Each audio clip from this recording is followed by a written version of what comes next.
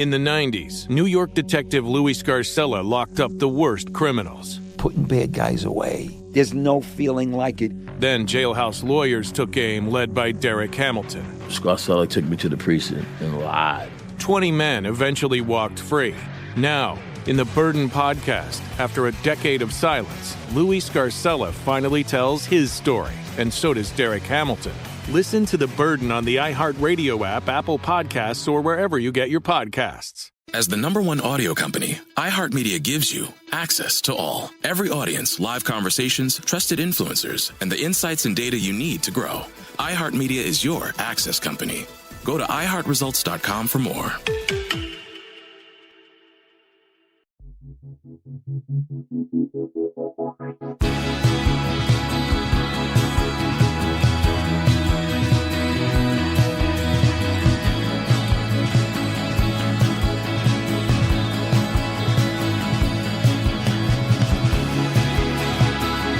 You're listening to 100 Words or Less with Ray Harkins.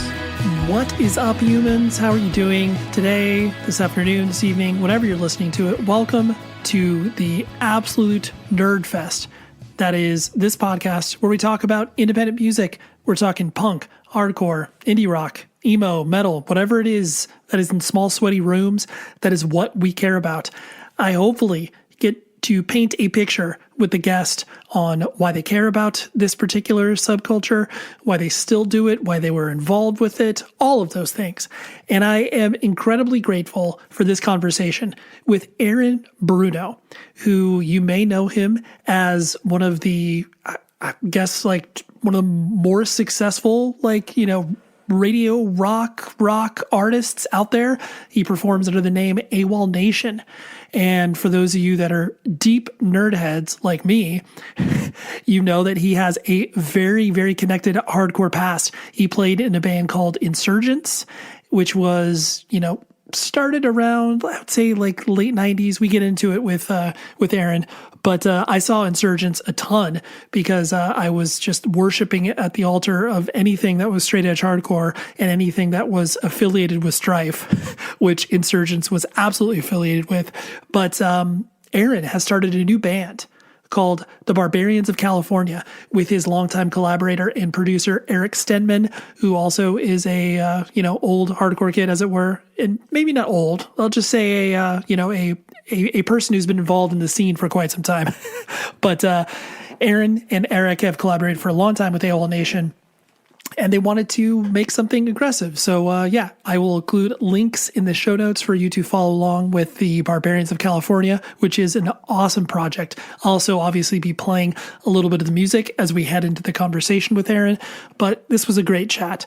Him and I actually got to share the stage together. I never met him prior to this, but we both did guest vocals with the almighty Snapcase. I can't remember, 2018, something. It was many years ago, but it was one of those full circle moments for me of just being like, wait a minute, I get to sing on stage with Snapcase, like a band I started listening to when I was, 15 or 16 years old, getting into hardcore. Oh my gosh, this is wild. But anyways, Aaron's story is great. Awesome chat. And we recorded it during a massive rainstorm here in Southern California. And so there were times where the conversation got a little spotty. So I needed to edit around it, where just the, internet was going out. It just wasn't working because of the weather conditions. But, most of the conversation was, completely awesome. And as far as the audio quality is concerned, so, just stick along. If there's ever a little, hiccup or what have you, you'll be able to understand why that exists. Anyways, you can email the show, please, 100wordspodcast@gmail.com.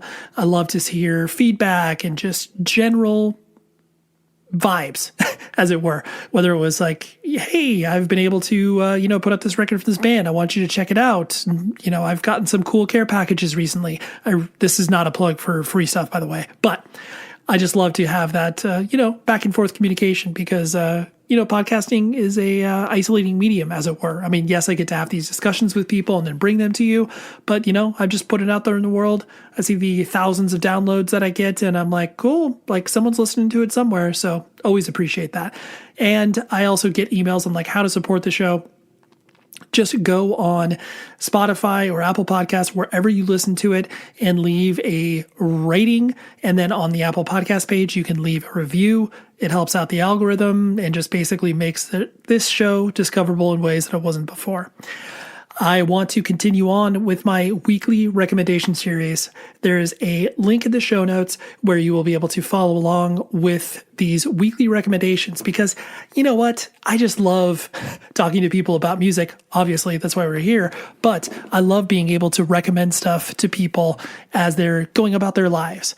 And, I do it once a year on like a yearly best of list, but I just wanted to, get the momentum week over week.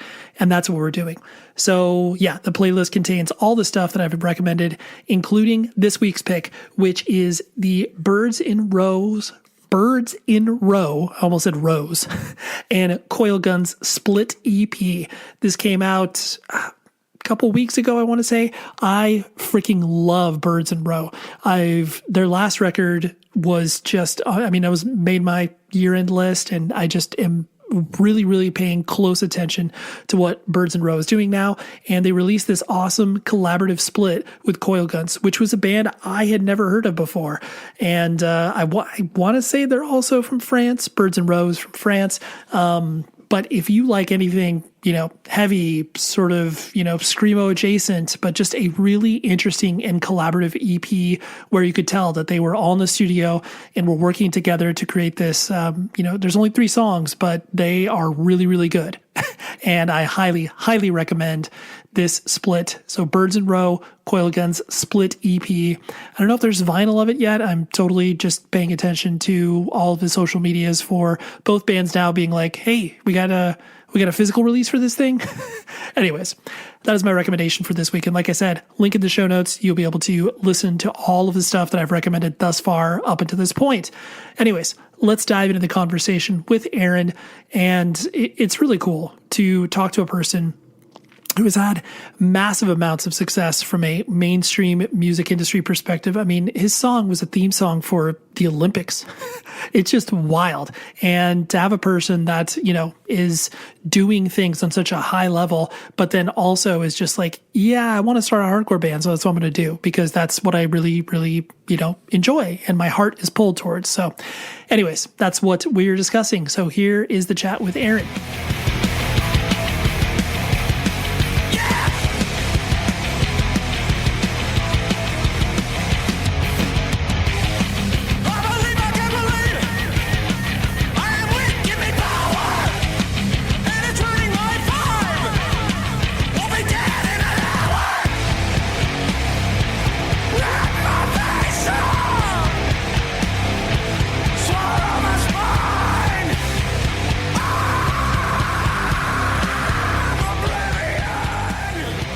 As I first started to go to shows in the Southern California area, I think the first time I saw you with Insurgence was definitely at the Showcase Theater in Corona.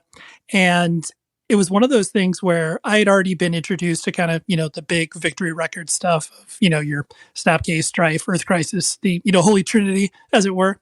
I remember seeing you guys and I was like, who is this band?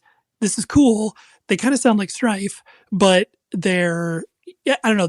You obviously were playing, lower on the bill. And honestly, I wish I could remember the first time I saw you, but, it seemed more, for lack of a better term, like approachable for a person like me. Whereas like watching Strife, I was like, oh, these guys are already like, bigger than ever. And like, I can't, they seem far removed from me. As you started to like, play out, and obviously I'm sure got compared to Strife like all the time. Was there any, I guess, for lack of a better term, like weirdness with Strife as far as like, hey, here's this band that, lives in the same area as us. And, is there any, misgivings about them being like, oh, here's a band that just sounds like us? I would say mostly that while we were naturally compared to them, let me just start by saying not too many people were talking about us to begin with. So we'd be lucky to have that comparison at any point, right? But, I was in a punk band before called the Ice Monkeys, and we played a couple shows, a couple backyard parties. It was a 3-piece. I played guitar and sang, not well at either, and then my life changed, much like I'm sure yours did, and we all have our own stories of when this moment happened for us, and mine was the Las Palmas Theater, and I want to say it was 1995, and I went and saw, someone said, at this point, if there was a punk show or the term indie rock wasn't even thrown around very much back then, at least that's my memory, but if there was anything independent of mainstream, we were interested in going. We loved punk bands so much at the time, and hardcore was the underground of punk rock, in my opinion, back then. Okay, and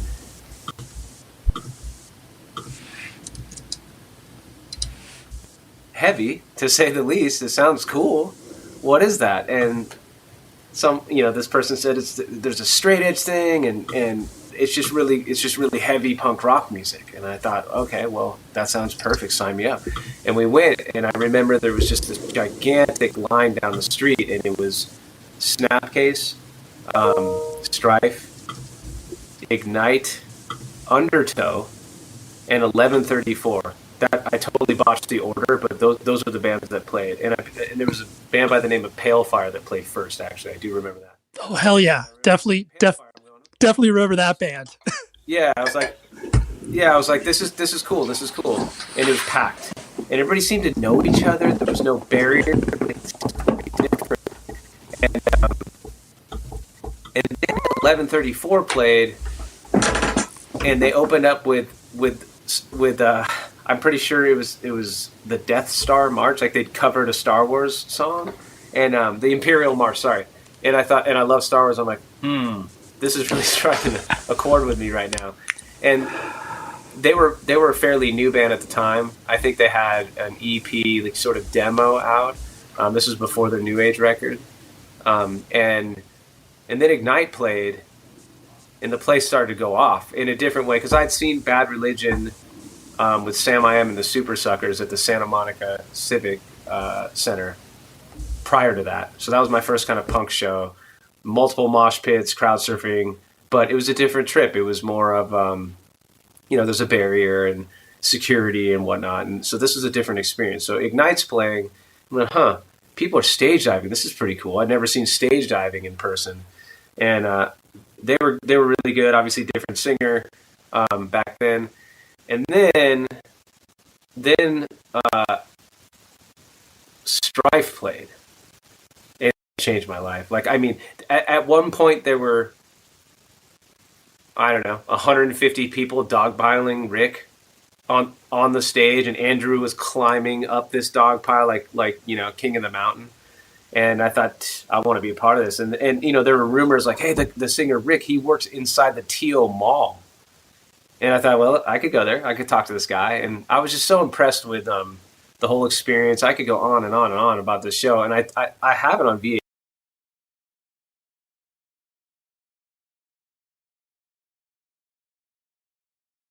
Thinking, who's this dork surfer with long blonde hair running around here, kind of thing. And I got a couple eyes, my way, and that's fine. Anytime you enter into a new situation, that's actually.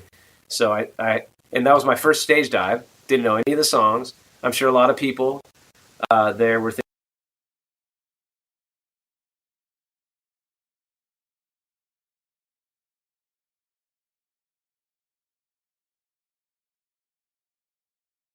but I remember doing the stage dive, didn't hit the ground. I was pretty proud of that. And then Undertow played, blew my mind. His voice is, just absolutely incredible. John Pettibone. I would say John has one of my favorite hardcore or screams at all. And I remember thinking, like, this is metal too. This is amazing. It's everything that I like, And then of course Snapcase played. I remember Daryl saying something like, shout out to Strife for putting on one of the best sets we've ever seen. And the rest is history. And I've kind of been chasing the euphoria of that show ever since.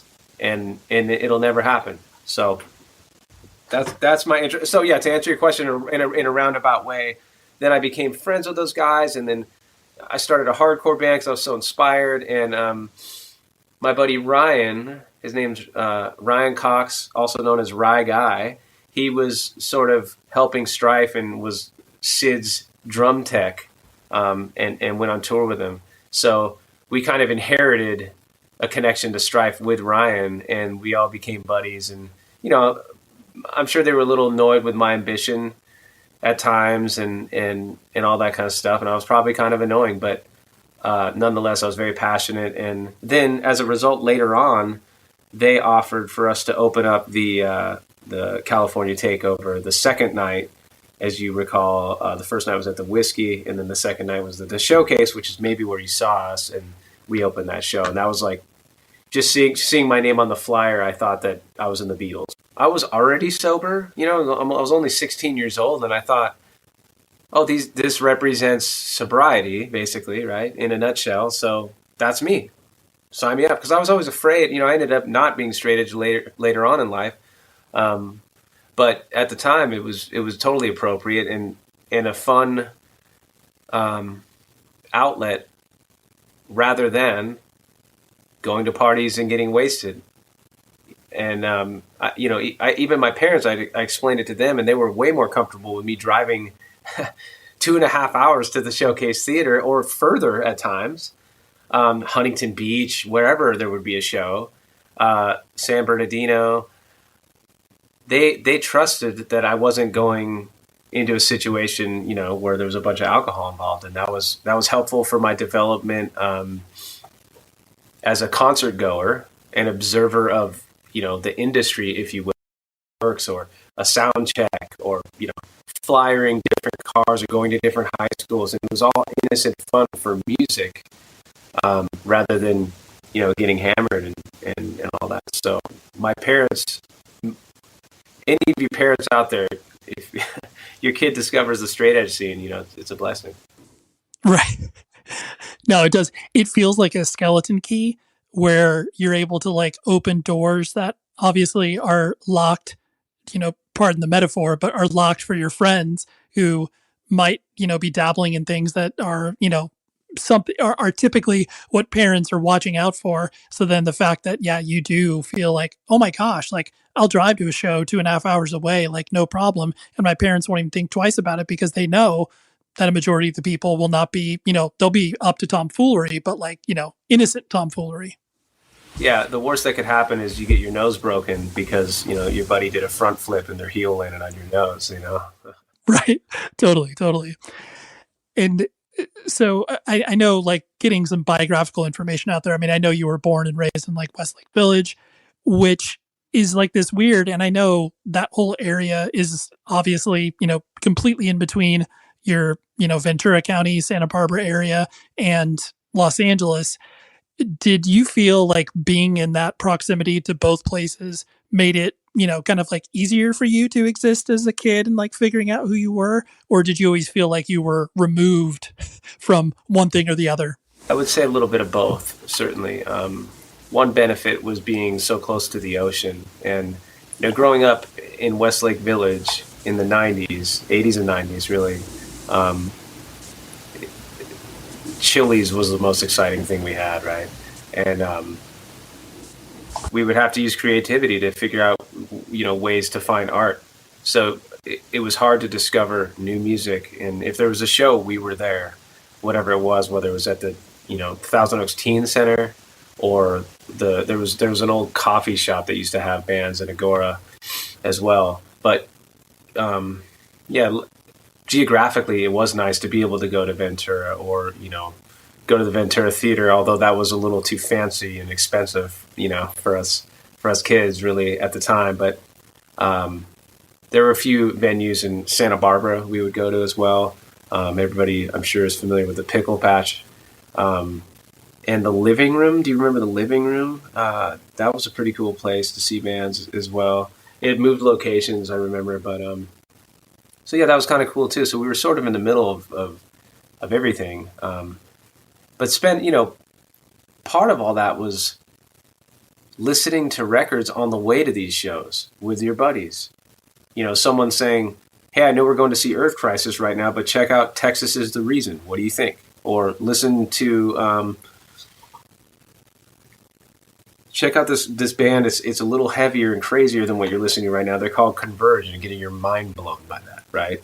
Or Bloodlet, or whoever it was. And that was such a cool thing that I hope people get to experience these days. And, we're living in an era where I think it's really exciting, but it's also, only time will tell what the availability factor does for us now, or kids growing up. In other words, if there was a band that I liked, I would have to drive to Huntington Beach to a record store to get their CD or tape or 7-inch, or maybe even order it online. It would take forever. Where now, of course, if you hear of a band, if someone hits you to Chain of Strength, you just pop on Spotify and listen to it. So that's incredible. As a music junkie, I feel like I'm in heaven right now. But I do appreciate the patience it took for a new record to come out, or having to... Do you remember borrowing demo tapes from your buddies, like getting in fights about that? I remember my buddy Brendan Kling had the first Hatebreed demo, and their breakdowns were so good and so different than anything we were listening to that I'm like, you have to let me... It was called Under the Knife. He's like, I'm like, you have to let me borrow this. And he's like, no. And we fought over it. And I would have been a good lawyer in another life because I convinced him to let me borrow that tape. Right.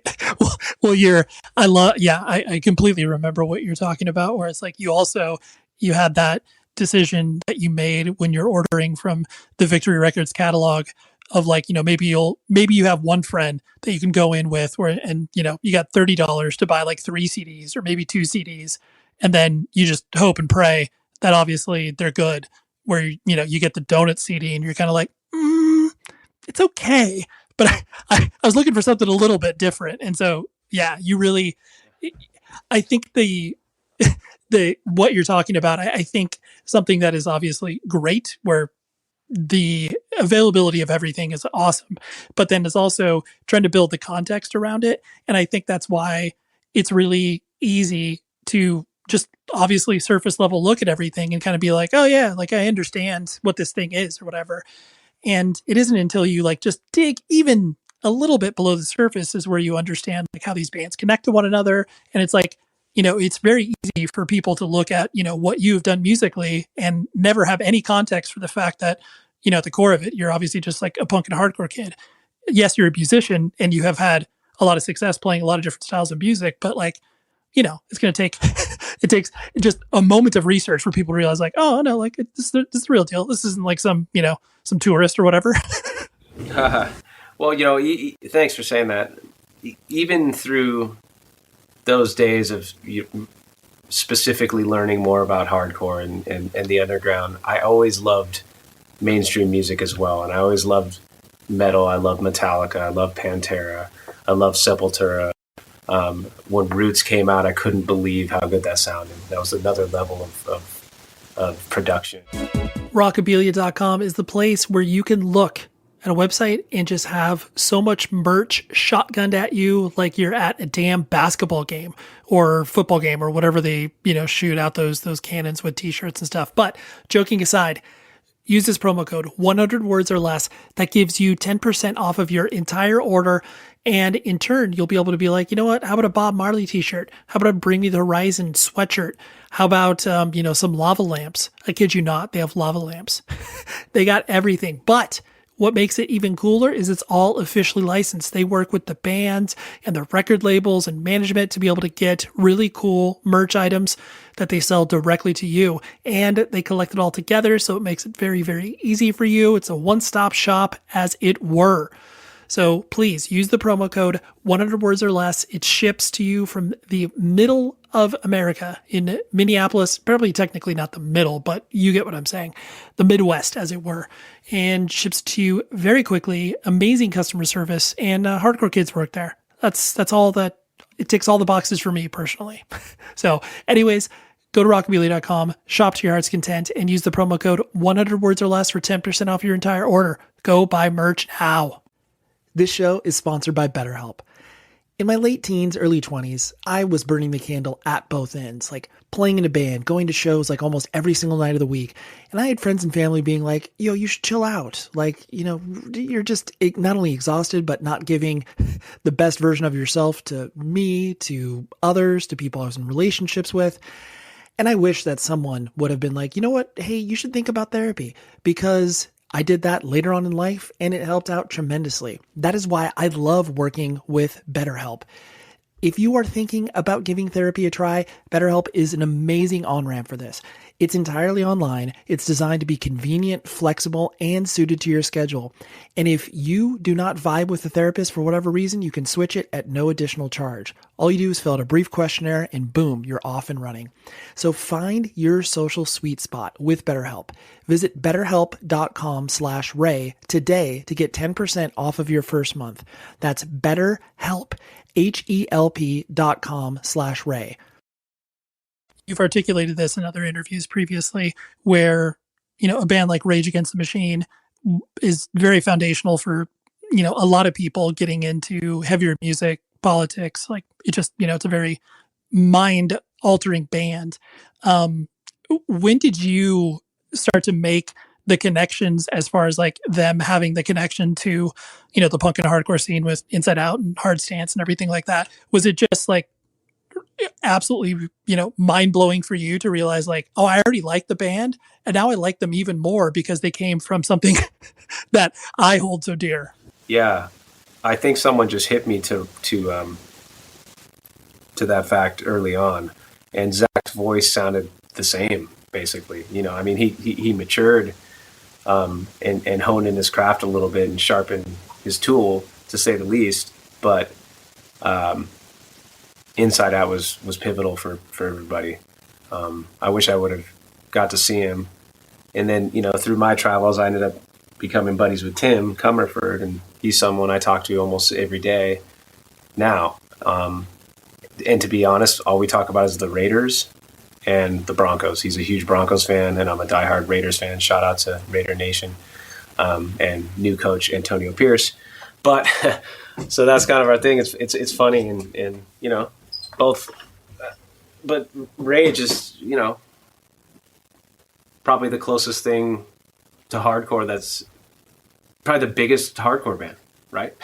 I mean, I don't know how else to say it, but let's be honest here. I can't think of a band that got any bigger than that. That was incredible. I know this is a little bit, it's related to music, but a little bit left of center in regards to, I know you've obviously spoken about it at length in regards to the lack of hearing in your left ear, which I know you were born with it. And I know you obviously just adapt and get used to it.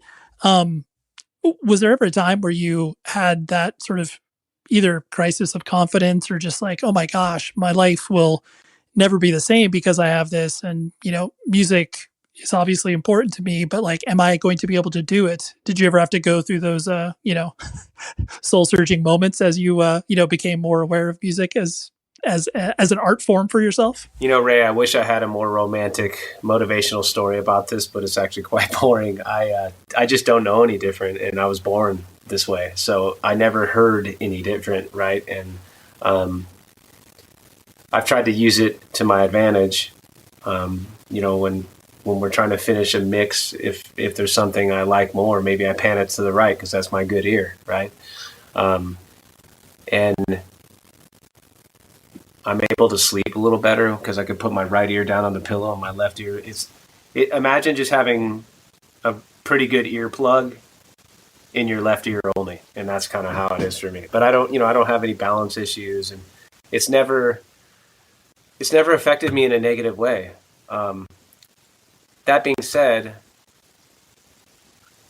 when there's nothing you could do about a situation, you just got to move on, and make the best of it. When I'm writing songs, whichever project it may be, if I hit a wall and I can't sing a part the way I heard it in my head, let's say, or if the words aren't coming to me correctly, or I can't hit that note that I had heard, I move on and I try to write something better, and I see obstacles as opportunities. there's the motivational thing right there. Because if you, to your point, if you don't know the difference, like you can't compare and contrast. It's just like, this is my life and that's what I'm dealing with, as opposed to, a before and after. It's just always been a quote unquote after. And you've been able to use that, to your point, as a interesting wrinkle on yourself, as opposed to just the way that, quote unquote, normal people hear stuff. If there are people out there who have, damaged hearing along the way, hopefully, they've heard that I've been able to make music with a hearing loss, and feel comfort in that and not feel alone. So that would be the best positive take on it. But really, I don't know any different. So when you started to get into, punk and hardcore and everything like that, and really became, immersed in the scene and playing, like you said, in, your first band, and then obviously Insurgence, it sounds like your parents were permissive and allowing you to go to shows and everything like that. Were they ever like, what the hell is this stuff that Aaron is getting into? I don't understand it. I mean, he seems to be doing okay, but, was there any concern or, turmoil, to obviously reference a great band, in the house, that your parents were just not understanding where you're coming from? Definitely. I played a lot of sports growing up, and I was a promising young baseball player, little league guy, and once I fell in love with music and surfing, something had to give, and I had to make time to rehearse and chase waves when appropriate. So baseball was left behind. And so, that was probably something difficult for my dad to deal with, but he was supportive, and then for that music, right? So he's going, wait, you could maybe get a scholarship and have your college paid for, but instead you're going to play music where I cannot understand what the hell you're saying, and you're not going to go to college? What? So, I'm sure he was concerned, as in, but I think there was just an understanding that I loved music so much and I understood it very well, whether people like my music or not, or, that remains to be seen always, one way or another, but I confidently feel like I understand music as best as I can. And that was basically my college, is discovering and listening to as many different songs, many different genres, see as many shows as I possibly could. And, it really wasn't until after the hardcore scene that I thought, like, I think I want to start singing and using melody in some of these songs, and seeing if there's something there. Because I'd always sang a little bit behind closed doors in the shower, if you will. But and then a lot of these different bands that kind of came out of the hardcore scene started to get record deals, and I thought, well, maybe it's possible for me to have a career at this because I don't have a backup plan. And that was the start of going in a more melodic direction, with all these other bands that came after. But I think my parents were just happy that I was doing something I was very passionate about and that I understood, to say the least. Focusing specifically on Insurgence, I know that you had your 5 or 6 song demo CD, and then obviously the release on New Age. And you played a decent amount of shows and did some West Coast tours. If I'm not mistaken, I know you played a lot of shows with Countervail. Did you actually do a West Coast tour with them? Yes, we did. What are some memorable gigs from that era for you? It doesn't even have to be necessarily like the biggest show you played, but what were some of those, hardcore shows, with the exception of, like you mentioned previously, playing with Strife, the California Takeover, that's obviously huge. What are some standout moments for you with Insurgence? Off the top of my head, a memory comes to me that I haven't thought of since it happened, and there's maybe a reason, but we had a show booked, and I can't remember because it's sort of a blur. It was somewhere in Northern California, and it was at like some kind of rec center. The person putting on the show shows up to the show. It's us and Countervail. We're on tour together. Sorry, you know what? I think it was us and Eyelid. But Eyelid now had a different singer. It wasn't Russ Martin. I love Russ as a singer as well. But so we showed up, and our director buddy Darren Doan, who directed a bunch of Strife videos, Pennywise, early punk rock, and a lot of hardcore as well. He was sort of our ringleader and tour manager, if I could call him that even. And so we show up at this place to play, and no one has the key to get inside the actual building where we're supposed to play. But there was a Coke machine outside, and it was free and it was cold. I remember it was cold, and there were like two people. The kid.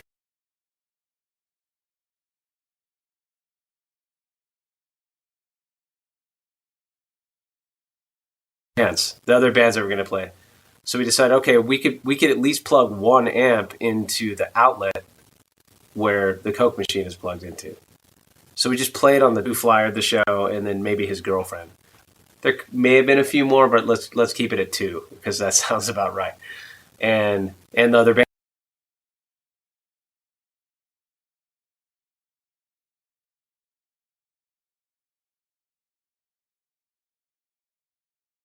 on the deck of this building, and I remember thinking, like, this kind of sucks. Like, this isn't fun because it's really cold, and I had higher hopes. I thought there'd maybe be 20 people that we get to play to, and remember then playing for more than 10 people was incredible, right? But this was 2 and not really a real show, and it was like the first show of the tour, and I thought, man, is this how this whole tour is going to go? What are we doing? And the point of this memory is that when we were done, I remember Darren, who I'm still friends with, saying to me, "You know what? You didn't give your all up there." I'm like, what? What? There was no all to give, brother. And he said, "Yeah, we're all out here for a reason, and you need to try harder," and that blew my mind. And to this day, and how cool is that of him to have said back then, and it probably stuck with me in a lot of ways. And ever since then, I have felt a certain responsibility. If someone's there to see you, went out of their way, you have a responsibility to muster up the strength to do your best. Yeah. Well, and I think it's really telling when you either get that advice or you recognize it yourself, because you do understand, especially when you have played those shows in front of -4 people, that anybody that shows up, like, they've intentionally been there. They've made some effort, and you need to show up, whatever that may mean, even if it's a matter of, like, and I'm sure you've played shows like this before, because I know I sure have, where you actually invite people on stage and you turn your equipment around and you play to the people on the stage, because you're like, dude, this is like a 200 cap venue and there's like 5 people here. Like, how about you just hang out with us? But it's like, you want to make it, to your point, you want to make it special. You want to put yourself into it. And it only is through people sharing advice or you just playing those shows. Do you understand that, like, yes, we're showing up here regardless of what's happening?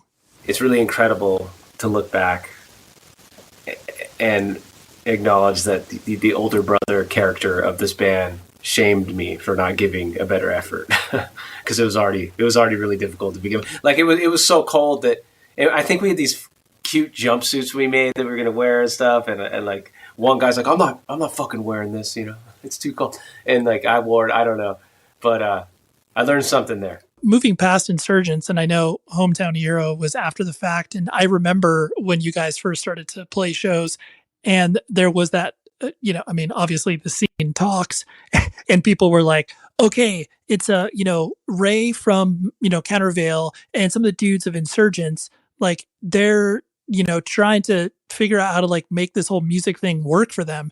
And I remember at that time too, you could maybe see some hardcore bands having some path forward of, like, actually, being able to make this a career, whether that's like, Hatebreed, Poison the Well, all that stuff.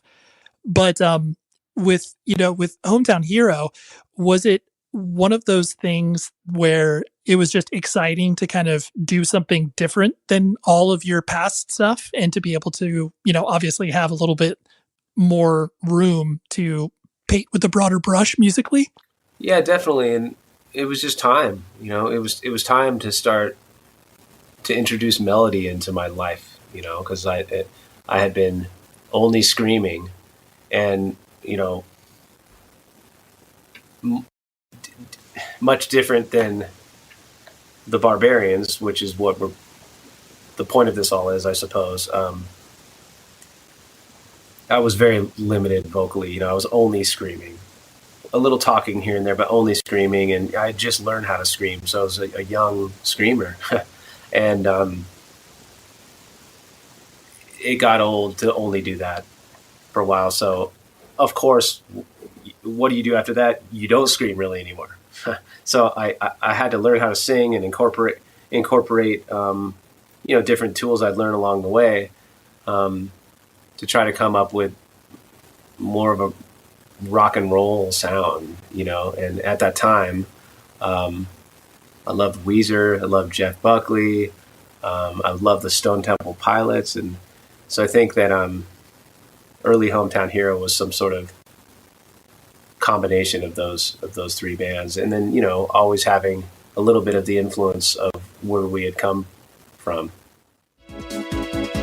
The kind people at evilgreed.net want you to know that you can order so much cool merch from them.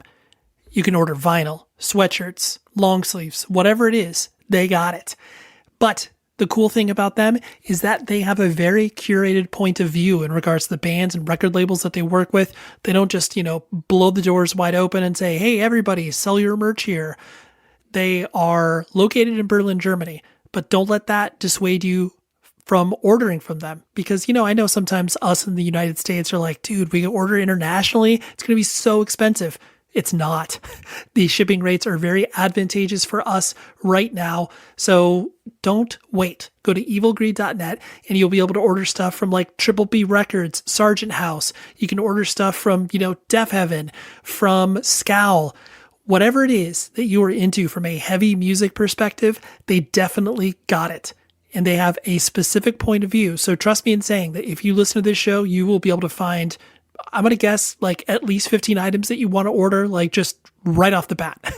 So please support evilgreed.net because they support the show. And this is a virtuous cycle here. Okay. Evilgreed.net, check out their site and order right away. In the 1980s and 90s, New York City needed a tough cop like Detective Louis Scarcella. Putting bad guys away. There's no feeling like it in the world. He was the guy who made sure the worst killers were brought to justice. That's one version. This guy is a piece of shit. Derek Hamilton was put away for murder by Detective Scarcella. In prison, Derek turned himself into the best jailhouse lawyer of his generation. And the law was my girlfriend. This is my only way to freedom.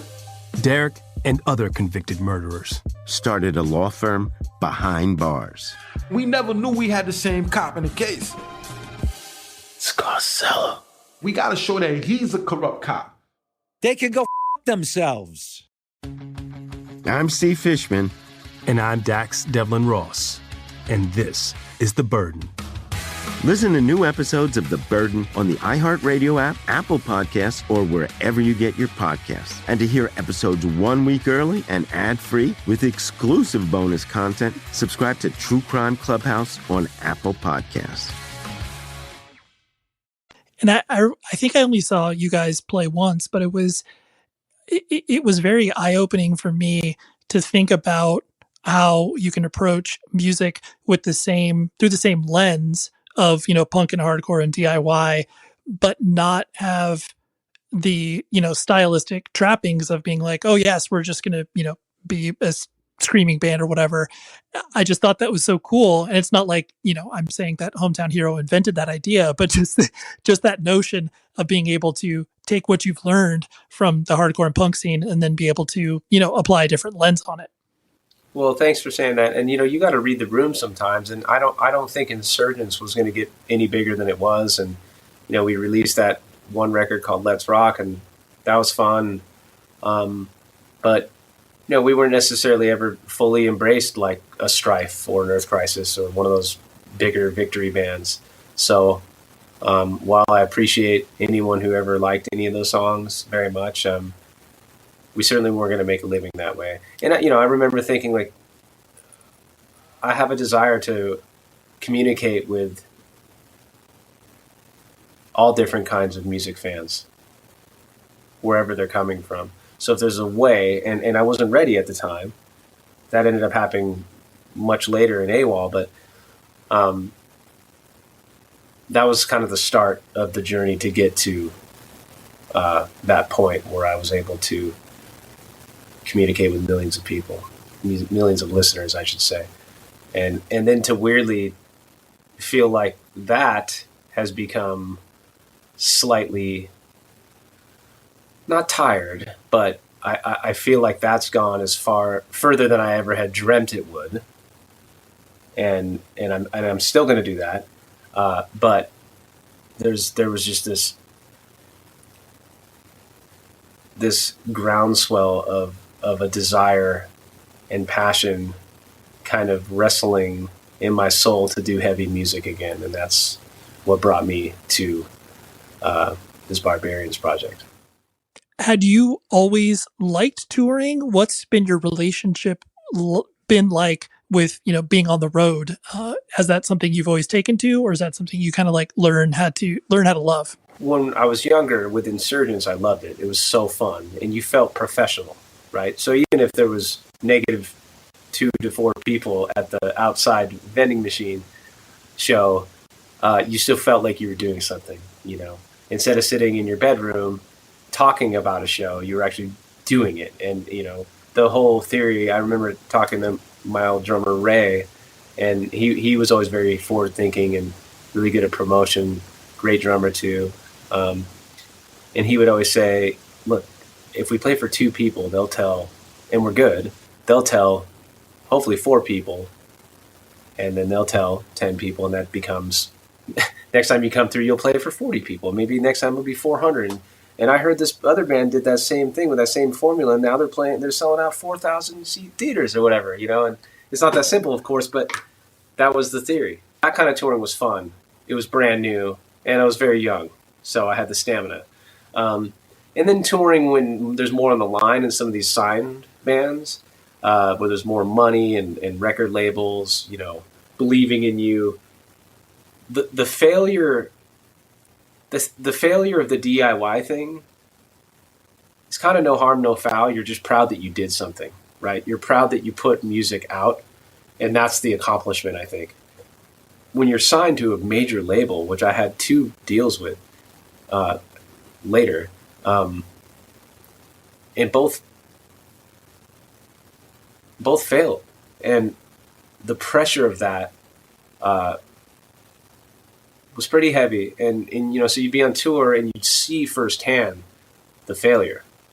So you got this major label, this powerhouse behind you, this force, and you're going to play in Buffalo, New York in front of the bartender only.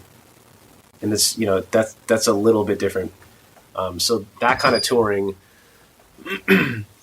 wasn't as fun, because then, you're becoming a little older, more responsibility. Maybe someone in the band has a kid. Maybe there's a marriage and more responsibility. And the failure of that weighs on people, and everybody's different. And, that's a big part of being in a band, and the relationship of everybody's intentions and expectations being a little bit different. So to answer your question about touring, depending on the touring, when it's going good, it's really fun. But when it's going bad, it's usually a sign of the business going bad as well, because once you sign a major label deal, unfortunately, there's a business added to it. And, when they say you sign, make a deal sort of thing, there's some truth to that, because you're chasing some sort of debt that you've incurred, right? Even though there are moments of glory, let's say you get a cool opening tour, and you're opening for a bigger band. It's a great opportunity, but it's almost a false sense of success, because you walk out and you're like, man, we just were amazing. People were cheering really loud. But then you go back to that same city and no one shows up. It's a different thing, right? And it wasn't until really the AWOL stuff, took off to my absolute surprise and shock, that touring became,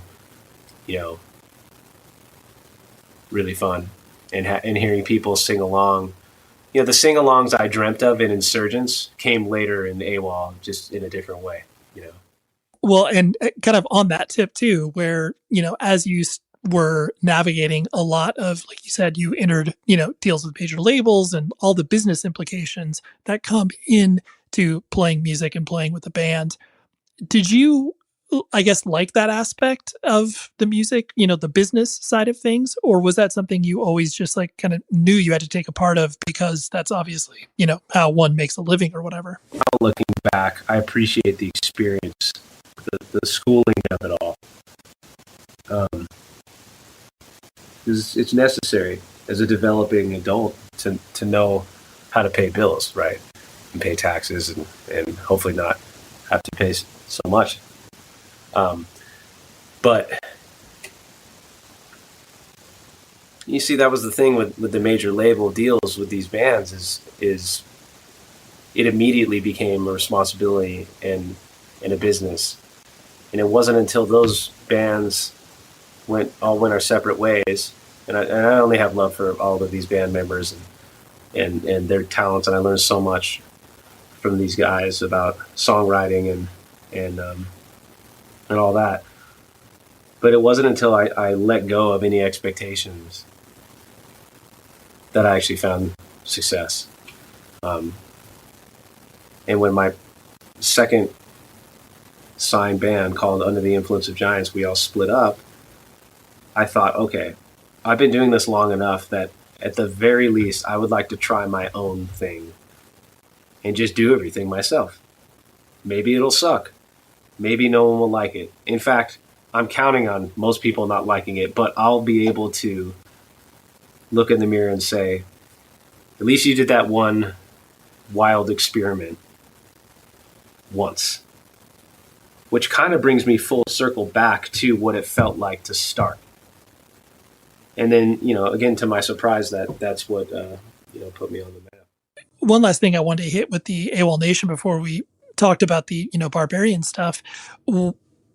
Like, when you started to, reach the levels of success, from the song Sail, anytime you look at the numbers of that, like, I just, even when I had no real connection to you besides knowing the fact that it's like, oh yeah, Aaron's a hardcore kid from Insurgence or whatever, just, seeing that song spread across the world as it did, I'm sure you have memories attached to when that song first started to, reach that global audience, reach people in ways that you're like, yo, I can't even begin to fathom this. What were some moments as that stuff started to trickle out there, where you kind of recognized that it was having that resonance? Well, it was such a strange, slow build, that it's hard to pinpoint one moment, because it didn't happen, as cliche as it sounds, overnight necessarily. But I think, I could go back to the first moment I thought that this could potentially really work. And that was when a radio station in Austin, Texas started playing it. And it wasn't even supposed to be the single. It was, it was far from that. It was just a song that I liked, that I thought my older brother would dig, and some of my friends. That's really it, And I also do remember, excuse me. By the way, I'm just getting over my first huge family sickness. I feel great now, but I sound a little messed up. I apologize to the listener, and you. But yeah, I do remember thinking, going singer to singer here, right? Thinking well, two things. Wow, really? The song I'm basically screaming on is the one that's resonating with people. And this was the tail end of phones lighting up at a radio station, because I kept hearing this, right? It was like 2010, I think, 2011. Like, we played it and the phones won't stop ringing. It's like the movie That Thing You Do or something, right? And I kept thinking, like,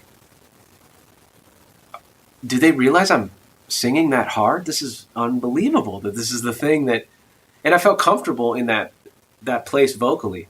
I think there's a lot more pressure in songs, where you have to sing real pretty or maybe in your falsetto or like a ballad, right?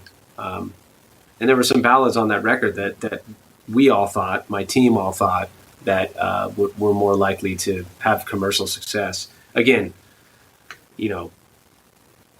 at this point, I was just happy to put out a record, and I wanted to sell at the Roxy once. That was it. Because I thought, coming from the hardcore scene and knowing what it took to put together a hardworking show of connectivity, I felt that at the very least, I think we'd be pretty good live. Take that energy from the underground and present it in maybe a more mainstream way, or melodic, who knows. And so it being sale was such a blessing for an old hardcore kid, because it was. And then we ended up doing all the high pressure late night shows and Coachella and everything, and it was always like, oh, this is like the easiest song on the whole set to play. I'm so glad it's this one. But yeah, there was a moment where a guy in my band, we got on a flight, and it was like 2.5, maybe 3 years after the song had started to take off, and it was always a new territory that was happening. It was never all at the same time. In fact, a little strange fact is that it was never number one. It was never a number one song, even though it has all these other hilarious and shocking records. That's not one of them. In fact, the follow-up single off the next record called Hollow Moon, it doesn't even hold a candle to the size of Sail, but it was number one. So it goes to show you that numbers aren't everything, But we were on this flight, and my buddy goes, I just did these statistics, and there's a high likelihood that 90% of the people on this plane have heard that song. And I don't know if that's bullshit or not, but I was like, wow, that's really amazing. That's cool. And that's the thing where it's like, when you do come from a place of, just operating off of instinct and putting your stuff out there and existing in, the DIY scene, your expectations are always going to be viewed through that lens. Even if you do like have success at the level that you have been able to, I know in your head, it's always like, well, I don't know. Is anybody care about this next thing I put out or whatever? And it's like, yeah, you never know. And that's where the, I guess real expectations can kind of come in with whatever you're putting out there, all viewed through the lens of, the DIY scene that we've all come from. Yeah. Just, when I look back at the crew of people too, like even the friends who were just driving to these shows with me in high school, hold a dear part of my heart in my journey. That was kind of my college again. I know I said that earlier, but it's true. It was like, that's where you heard about Inside Out having the guy from Rage. Bringing us to the sensible reason that we're obviously talking is the fact that, you have launched, and obviously are, with a great mutual friend, Eric Stenman, have, brought this, hardcore project to life called, Barbarians of California. And I always love when, and I'm throwing no shade your direction because I'm old as well, where like, I love when old people play hardcore, because you are playing it through a lens of like you're talking about originally, where it's like you want to feel that connection and you have that love of the genre, but then you arguably like are obviously a much better singer / screamer now than you were when you were 19 years old yelling at the barn in Riverside or whatever.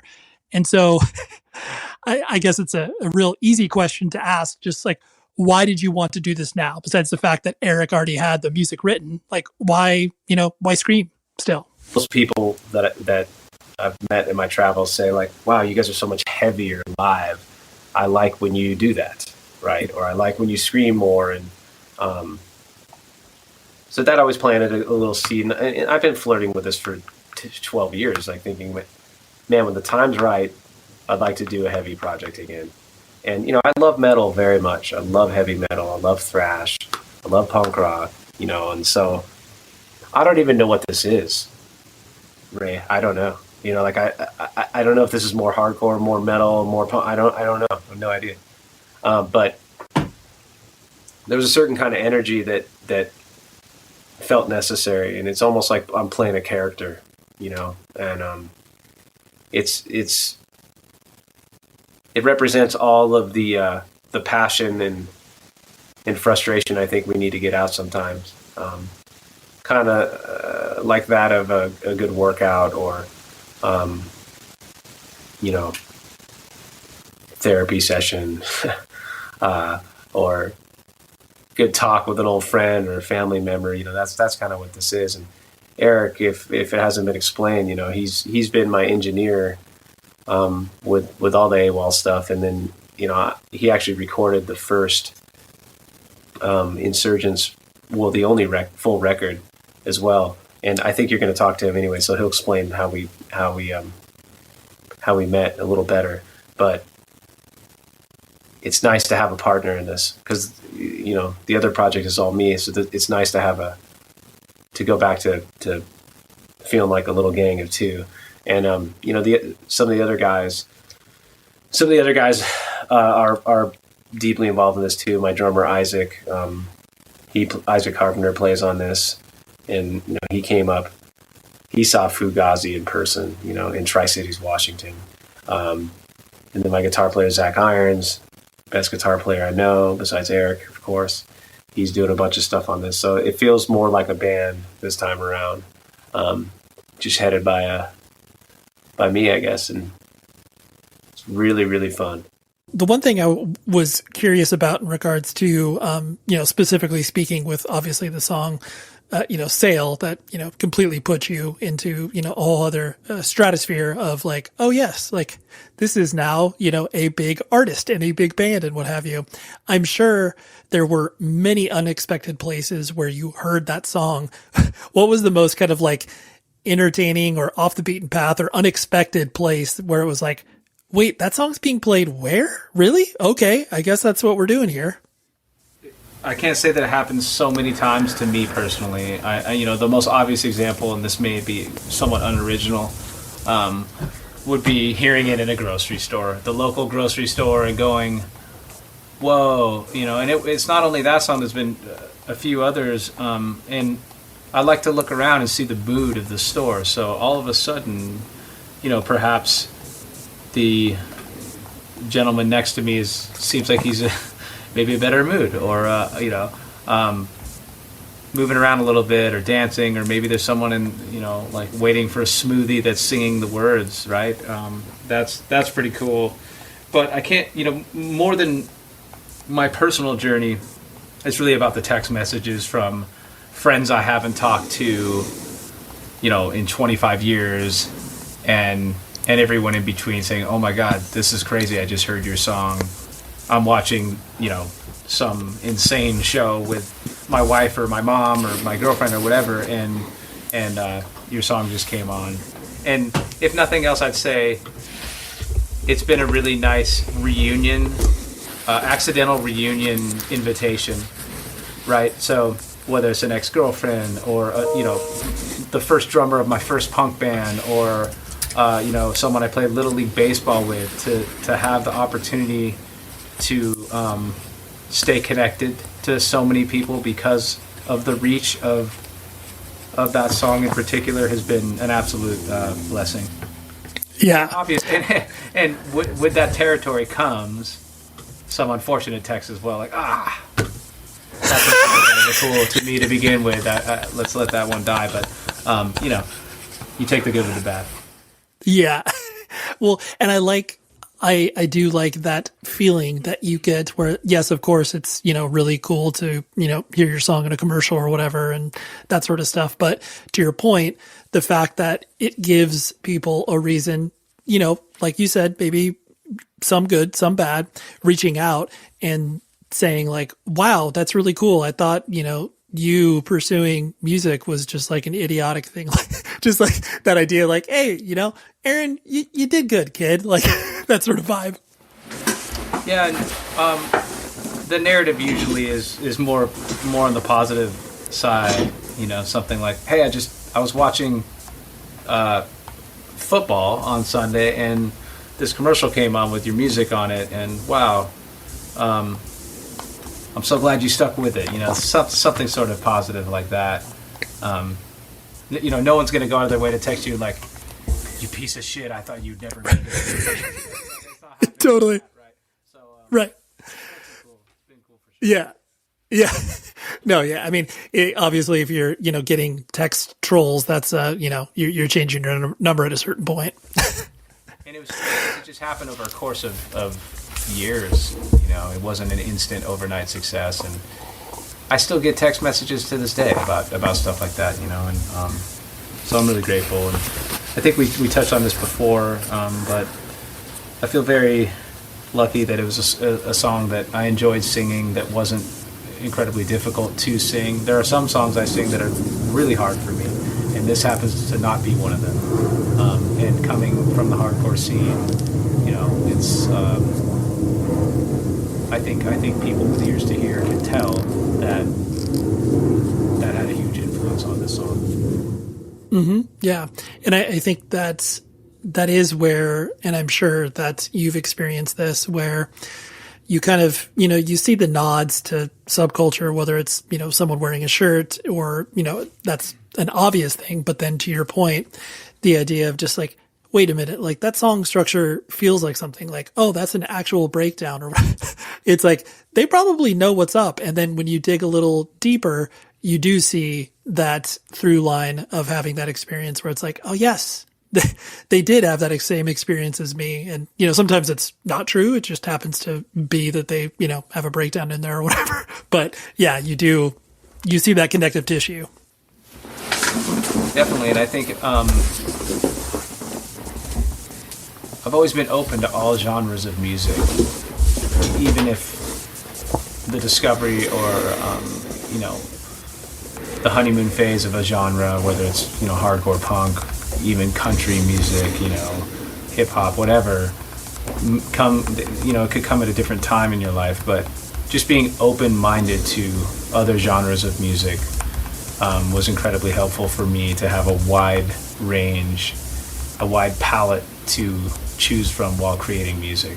And now going full circle back into the realm of heavy music with the Barbarians, I feel grateful that I like and I've opened my ears to so many different genres that while it sounds like we'll be compared to whoever, but it's not necessarily that these vocal arrangements or these cadences necessarily are coming from only the hardcore scene, only metal or only punk. It could be from hip hop, it could be from country, like I said, or pop music. And I encourage any young songwriters that may be listening to try to listen to everything, and then you could choose what makes most sense to you and what is most authentic to yourself and how to put that forward. But at least you'll have a wide variety of options and ideas to choose from. If you may have a favorite genre of film, let's say it's sci-fi, but you're still going to watch all these other movies, and then when you find a good sci-fi film that you really fall in love with, you're better off having dabbled in the romantic comedy section, right? As well, and it just makes you more well-rounded. Yeah. Oh, absolutely. And plus, like, you never know where the areas of influence that you're pulling in, and then all of a sudden it's like, oh, wait a minute, like this was good. I never thought about delivering this piece of music in this context, but now that it is. It's like, wow, I didn't think those two genres would go well together, but they do. So that's cool. Yeah, and you have to be open-minded, and any interesting dish came from, we all know the classics, right? But there's some fusion dishes that can be quite nice to eat. Yeah, totally. And kind of on that topic, the fact that you are now collaborating, obviously, in a band environment, like we were, alluding to, where it's exciting for you to get back into that creative mode where you are creating with other people. Not to say that, you haven't done that in AWOL, because obviously you have, but, it's primarily come from you. Does it feel, I'm sure it feels natural because you're obviously playing with friends and playing with a familiar genre, but does it feel, I guess, weird or, completely new to shift back into that? It feels exciting to not bear the weight of the world on only my shoulders. So my engineer buddy, Eric Stenman, who recorded my first band, Insurgence's full length for New Age Records in Sacramento,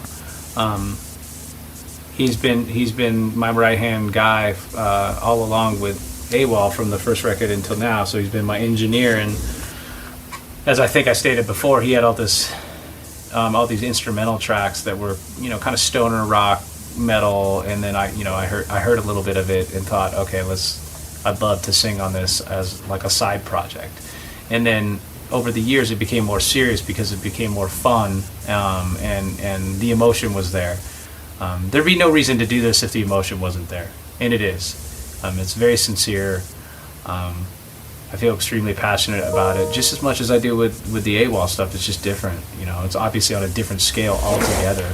In fact, it's interesting, talking to you after the first song has been released. My expectations are, I have no idea. I don't know if you're gonna like it, or if any AWOL fan's gonna like it, and that's not the point. The point is that it's sincere first and foremost, and seemed necessary for me to release. It's almost like a character I get to play, a passionate character at that. And so then inviting Zach Irons, who plays in AWOL, and he's also in the band Iron Tom, and then Isaac Carpenter, who also plays in AWOL, but also played with Duff McKagan for a while, and he was in this great band called Loudermilk from Tri-Cities, Washington, where I originally met him, and putting their stamp on it in a way that is more available and possible with the Barbarians of California, rather than the AWOL stuff has always been just kind of my deal, right? But this is more open for them to contribute, so they have some ownership on it as well, and certainly Eric does. So it's nice, it's fun, and with a project like this. Yes, the vocals are front and center, like almost all genres, but, if my voice went out, they could just lay into it. Right. Over the years, there have been times whether it was a late night show or something like that, and I was feeling a little bit under the weather, or maybe, my voice was strange, or from the night before, or whatever, and oh my gosh, that's the scariest thing in the world. When your main instrument doesn't work at 100%. I mean, I could survive at 60%, but under that, man. So with the Barbarians, it's they'll lift me up. So it's feels like more of a gang, like it did. Yep. In high school. But ultimately, it falls on me, and that's fine. It's something I'm comfortable with at this point. Yeah. Oh, absolutely. And also, I'm sure it feels different, writing hardcore as an adult, because, even though there is that notion that it's not a notion, it's a truth. Obviously, punk and hardcore is, a youth-based culture, but there is something to be said about, bringing the experience that all of you have as far as writing, producing, all of the things that you've gathered, to where it's like, oh yeah, we can approach this with a little more confidence than, youthful ignorance like we did in the past. Yeah, and there's a talent level that these guys have, and with my day job, I play a lot of the instrumentation myself, and so with Barbarians, they're doing stuff I could never do. Whether it's one of these guitar solos or leads that Zach's done or Eric's done, or the way Isaac does a drum fill, I couldn't do it in a million years. It's nice to lean on their hard work and talent and years of experience.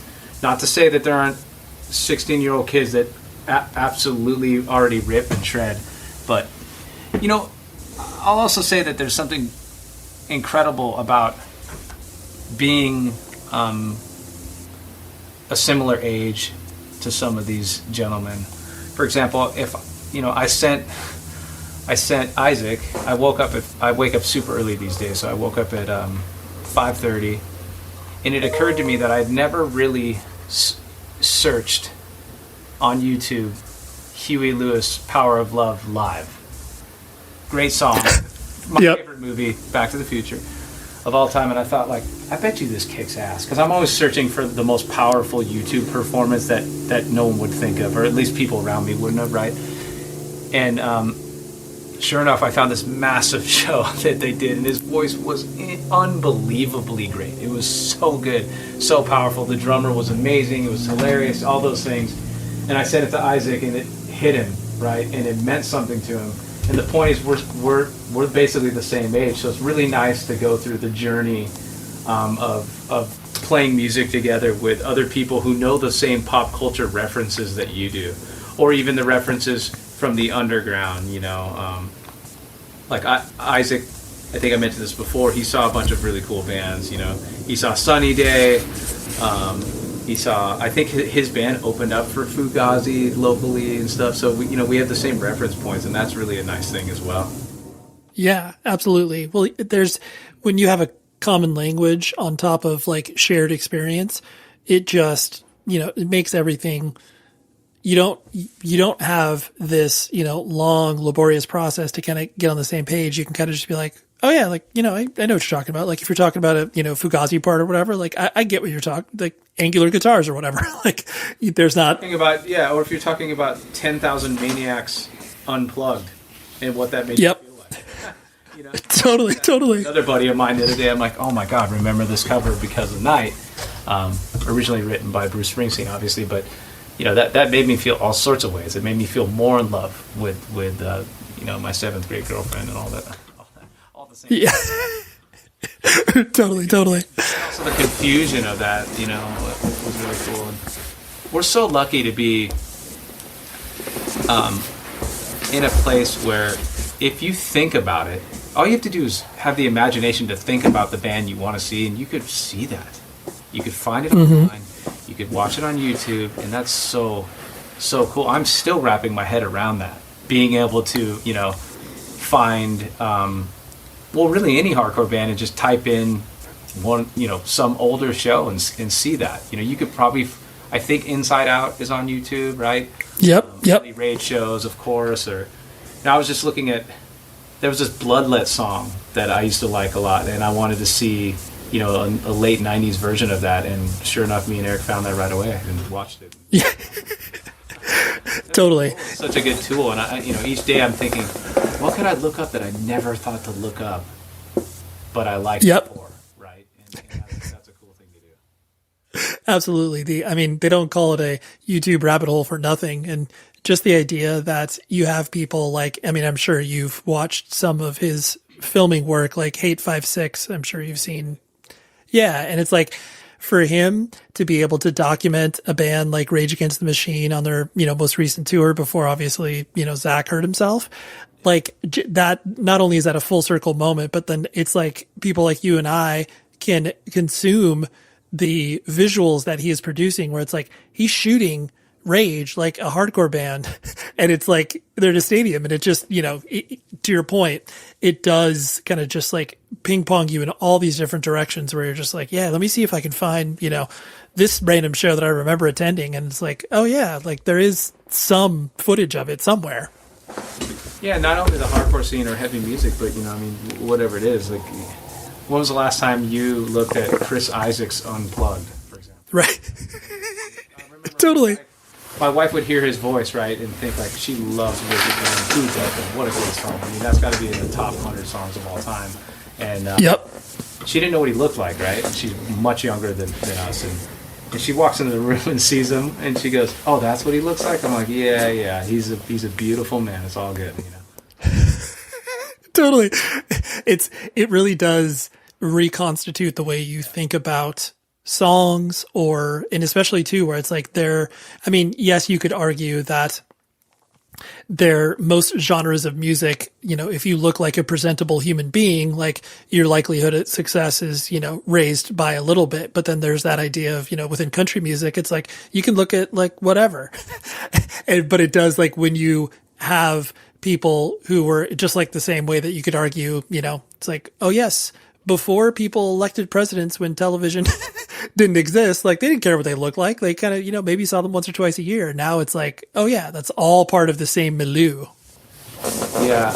And I've been playing this little game with myself and, you know, a couple friends to try to figure out what music has aged well and what hasn't. And you know, I mean, there were certain bands that we weren't even allowed to like when we were younger, right? Because like, oh, they're stealing from the underground into the mainstream, and we can't have that, right? Whether it was Korn or whoever, and you know, Limp Bizkit and stuff, and then you look back at some of it, and I'm not using them as an example of what I think has aged good necessarily, but there are a lot of bands that I was afraid to admit that I sort of liked when I was younger, when I was 18 years old, that I like quite a bit now, or you know, who have just aged really well, and it's kind of, I'm enjoying this whole getting older thing, you know, as time goes on, because I'm able to look back and go, you know what, that's a great song. Right.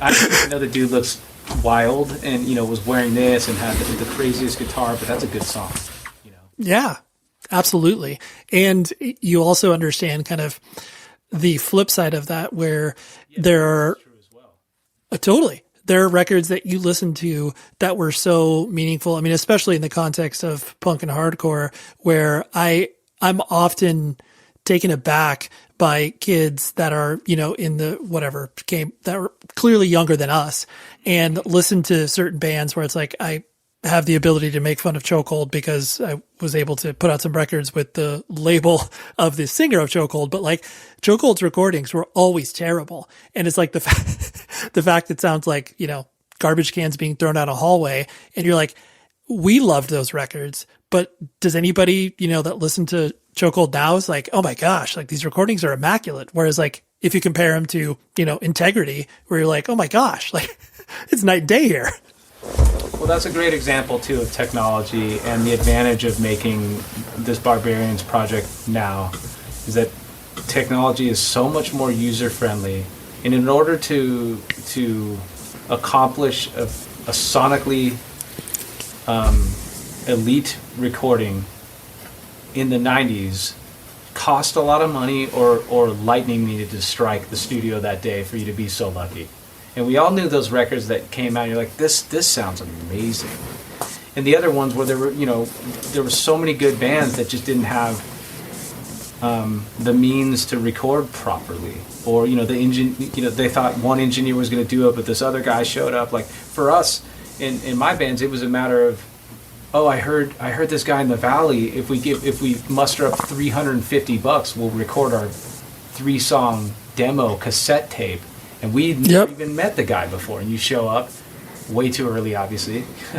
And then, you know, like at one hungover, and you load in and you take 3 million hours, you know, getting the drums right and mic'd and stuff, only for them to sound like absolute garbage. And some people struggled and some people didn't. You know, some recordings of ours were better than others way back then.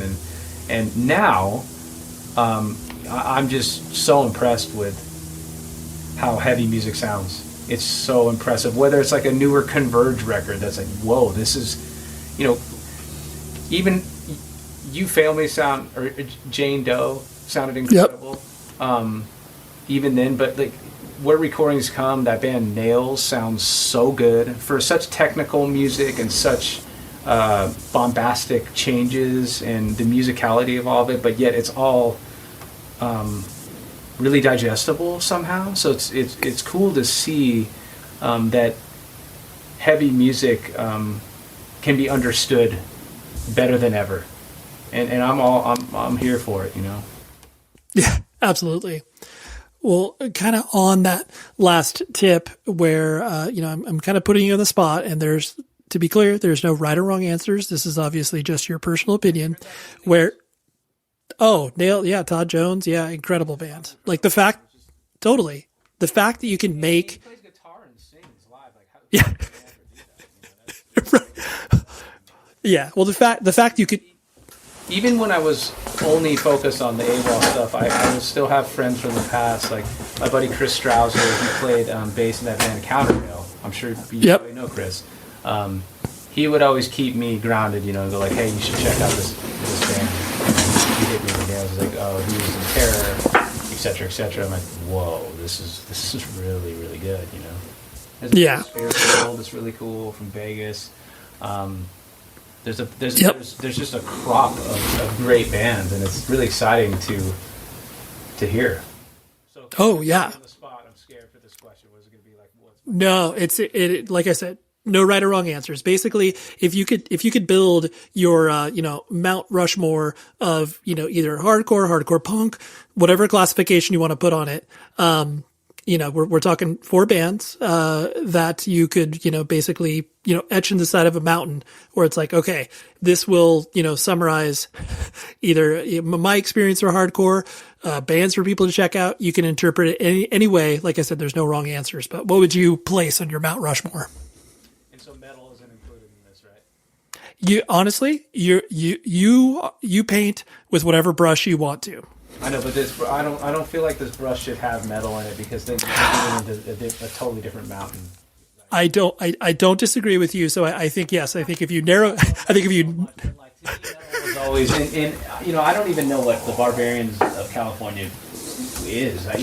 To me it's kind of metal, but it's so far being accepted as hardcore. I don't know what it is, but because like I said before, Sepultura changed my life, Pantera changed my life, every Metallica record, not so much the new stuff, although some of the new stuff has gotten definitely better. Yep. But yeah, okay, I'll keep it focused on hardcore / punk as best I can. Sounds good. Yep. And in no particular order. So you're saying 4? Yes, 4. Yeah, you're etching inside of a mountain, or not inside, outside, I guess technically. Yeah. What's the weather like? Oh, all right. So I'm gonna. Maybe you could edit this if I take too long to answer, but it's fine. Because I love these guys and they're friends. I mean, I'm gonna have to put Strife in there, and they taught me about hardcore music, so I wouldn't know about all these other bands I'll mention next if it weren't for Strife, because I saw him at the Las Palmas Theater. That was my first hardcore show. That's where I was introduced to Undertow and Snapcase. And so it would be impossible. I mean, dude, it's hard to not just, off the top of my head, just bust off the Victory bands, because I was so impactful at that time in my life. So it's really hard for me to not say it. It's simple. Strife, Earth Crisis, Snapcase, Refuse. Yeah. No, and honestly, but then I'm not going to not mention Minor Threat. That's an impossibility. So basically, you're a jerk. You shouldn't have left that question. It like I said, it is absolutely not, and I am putting you on the spot, but I do think it's Converge was such a big deal to push the boundaries even further, and other bands that have come since, and some of these newer bands I just mentioned. But I'll keep it with the classics. Definitely Refused. Obviously, The Shape of Punk to Come was. I met my buddy Darren Doan, who I mentioned earlier in that story. He got an advance copy of that record because it was on. I think it was on Epitaph, right? That record. Correct. Yep. Yeah, and he's like, "Oh, we need to sit down and listen to this." I'm like, "Okay." Are you right. Sure? And he put it on. I didn't even know what to do. Everything was over. I heard that and I go, "Well, what am I doing now? I don't even know." Right. Well, that's that. There's a jazz song that's somehow amazing. Totally. So that was a big deal. Side note, full circle. Refused had a big reunion, comeback, and they played Coachella the same year that AWOL did. So that was a really, really special moment for me. Yep. Not only playing the main stage at Coachella on Saturday afternoon at like 4 or 5, but it was the first time they did three nights or maybe 2 nights, I forget, but Refuse played the night before, and I went, and singing along I kind of blew out my voice. So when AWOL played the next day, I kind of wasn't at 100%. I was so fired up about Refuse. I was just listening to the music, Of course. No, you and I were that was really cool, and they were so good. They were so oh, good. unbelievable. So You and I I'll open up for Snapcase on Fanning the Flames of Discontent, that record, which was another great record. Yep. And I remember thinking like, oh, this guy's a rock star. He looked like James Brown or Mick Jagger up there. Like, he threw up the mic, did the drop. Oh, by the way, the Donuts opened up that show. Back full circle to your Donuts comment. So it was like the Donuts, Refused, and then Snapcase. But yeah, I remember thinking like, oh, these guys are awesome. This is some Swedish elite, like, next level art that I wasn't even prepared for. Then I fell in love with that record. And, and that's a good example of a record that if it was recorded today would sound quite different, quite a bit more powerful. I like the simplicity of that record, and they're tuned to E. It's, do you remember the music video for Rather Be Dead? Have you seen that? Oh yeah, that was the one where slugs and stuff. Yeah, exactly. Totally. Oh yeah. Yeah, that was amazing. And yeah, so The Shape of Punk to Come, Darren got an advance copy. We sit in his upstairs condo bedroom, and we just sat there. There were like bunk beds in there for some reason. We were sitting there, and he played it, and that was a big deal. So, off the top of my head, keeping it in my era of when I was mostly involved in the hardcore scene, and some of these, this may not be the most popular answer, but I think I'm going to go with my gut instinct, which is Strife, Snapcase, Earth Crisis. I mean, Firestorm was unbelievable when I heard that, and it was already out by the time I entered the hardcore scene. And then, what's the name of the record that had Gomorrah Season's End on it? Gomorrah Season Ends. Yep. That was the name of the album, right? Yeah, that was the name of the album, and the song. The first song on that, Broken Foundation, where it's like, I am straight edge, like that sing along to just. Straight edge part was like, whoa, because they were pushing the boundaries too. They were with math in a lot of ways, and then that part kicked in. It was like a huge breakdown. Yep. We recorded the California Takeover 2.0, or part 2, let's say, or number 2. I was so disappointed with the recording of that part because I wish there was no one singing on it. I mean, I wish it was Carl, but instead he threw the mic in the crowd, I think, and just like one random guy got it and sang that part. And I was like, oh. No, totally. And isn't that a funny thing about hardcore too? There's a certain vocal part that you're thinking, oh, I can't wait to hear how this person pulls this off, right? And, yep. Oftentimes it's the mic falls, or there's no mic at all. How many shows have we been to where the mic's just gone? Where it's like, totally, yeah. No, it's a beautiful thing, and I fully back and endorse all of your choices because they are, I mean, those are monumental bands for a reason. Not only are their recordings just immaculate for that time, but they're timeless. There's a timeless nature to every single one of those bands you spoke about. And if you, I think you've talked to Rick and maybe Andrew on here, but if you think about One Truth as well, it's like it's a pretty produced album actually, and it's more artful than you may remember. Like not you personally, but others. Like there's a lot of reverb on there, and I think Rick actually had a more metal in him than one realizes, And even I remember, when we recorded this, and I mean this is with all love and as a deep compliment, but when we recorded that, the Takeover 2, his voice sounded amazing. Because it was fun for me as an old fan and an observer of this to go, okay, what do these guys all sound like now? Earth Crisis was so tight. They were a machine. They had their original drummer back. I hadn't seen them with him. I think it was like the Fall Out Boy drummer toured with him at some point, and I saw that, Wasn't the same. It was cool, wasn't the same, but Snapcase was great. Snapcase was always like, to me, the Radiohead of hardcore at that time. You know what I mean? They were always sort of pushing art to another level for hardcore, I thought. And I remember all the girls around me thinking like, you know, all our girlfriends were like, "Oh, he's so cute, Daryl," you know, and then being jealous. Right. But you know, they're not wrong, and I still remain friends with Daryl. In fact, he's rumored to be featuring on a future Barbarians song, because we're gonna put out a full album. Right now, we're just introducing a song at a time, and yep. I'm trying to get some old heroes of mine to join forces, and so far most people have said yes, so that'll be cool. But yeah, back to the takeover. Snapcase sounded good, like they always do. But Rick's voice was, like, to me, incredibly impressive. Just listening, because I was able to listen to all that stuff raw. I could just, you know, solo out a vocal, which I wouldn't usually do, because it's rude, quite honestly. No one wants to hear their vocal soloed out a cappella, as you know. But he sounded awesome. That was a really fun experience. There we go. There was Aaron from AWOLNation, and please check out his new band, the Barbarians of California. If you're a fan of anything heavy, I can guarantee you will like it. So that was really fun. And next week, I have another old head in this conversation with John Coyle from Outspoken, who just recently played, I wouldn't call it a reunion, maybe just played a show after a hiatus, as it were, because Outspoken never really breaks up per se. They just, you know, tip in every so often. But they just played a show at Program Skate Shop, and I went, and it was incredible. I love Outspoken so much. But John came over to my house. We did it in person. It was great. Love to have those in-person chats when we can. So that is what we have next week.